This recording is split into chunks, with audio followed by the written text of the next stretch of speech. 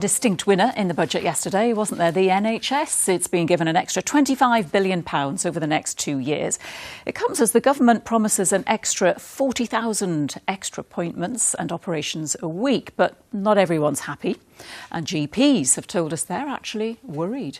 Our health correspondent Sharon Barber's been looking at what it means and joins us live outside Newcastle's Royal Victoria Infirmary. Sharon. Hello, Carol. It's chilly here tonight and winter is on its way and winter pressures, so all our hospitals are braced. The government, the new government, of course, under Labour, says the NHS is broken and is setting out to fix it. And we know that hospitals like Newcastle hospitals, the RVI and the Freeman, are under significant pressure with their waiting lists, around 100,000. And we know some of the money is being earmarked for these hospitals, with specialist crack teams of medics coming in to help.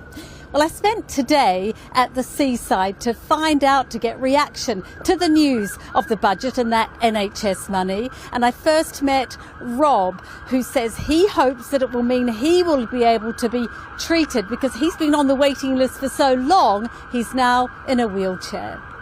For a neurological condition. And I've been on a waiting list now for 3 years. So you just got to wait. And do you think if you'd got this treatment sooner and hadn't waited for 3 years that you would be able to walk now? Yeah, well, they told me, yeah. It's a wasting disease. It'll just go on wasting my muscles. I think it needs reform as well as money. So I think it needs to there has to be a strategy in place as to how it's going to be spent, rather than just like throwing money at a system that in a lots of ways is currently broken. If you come back in 6 months' time, we might be seeing shorter waiting lists. Let's hope there will be. I also travelled to Morpeth in Northumberland to find out how GPs were taking the news, and they are not altogether happy with the budget because they've discovered that they're going to have to pay for their staff's national insurance contributions. And this is because GPs are in effect small businesses contracted to work for the NHS. They're not happy and they fear that some GP practices could even close.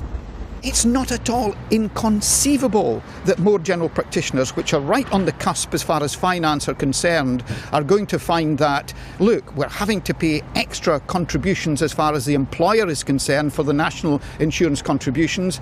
There has been a glaring omission from the Chancellor as far as all the problems are concerned in general practice. And as far as patients are concerned, if we find that we're not getting extra GPs, we're finding that some practices across the country and in the northeast of England are actually closing, how are they going to get extra appointments to see their GP?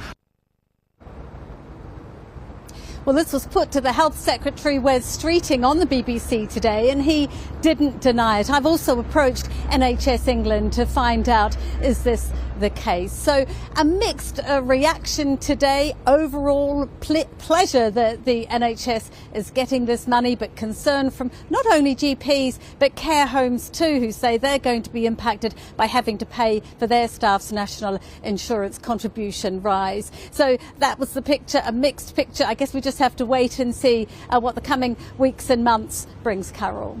Thank you, Sharon.